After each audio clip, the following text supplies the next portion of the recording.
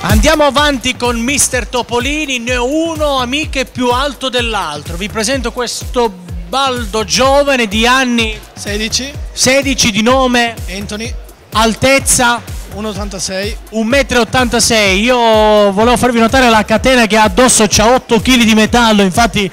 Allora, qual buon vento ti porta qui a Mister Topolini a vivere questa bella esperienza? Ma girando per le torri comunque ho visto il cartellone con Mister Topolini, c'era scritto Mister Topolini, mia madre mi ha voluto che io provo e allora...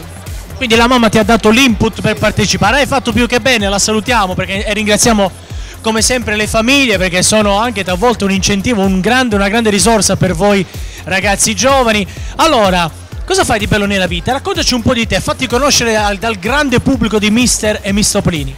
Io lavoro qua da McDonald's e come sport pratico il Taekwondo, che è un'arte marziale che viene dalla Corea. Sono cintura nera, primo dan.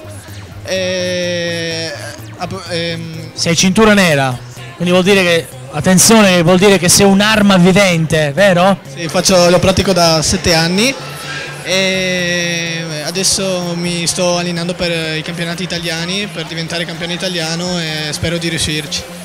Bene, bene, quindi insomma, in bocca al lupo per questa tua esperienza e avventura sportiva. Cosa ti aspetti da Mister Topolini? C'è concretamente un sogno da realizzare come fotomodello anche nel cassetto, così lo hai fatto giusto perché sai che insomma sarai impegnato tutta l'estate, avrai l'opportunità di conoscere tante ragazze, tanti ragazzi?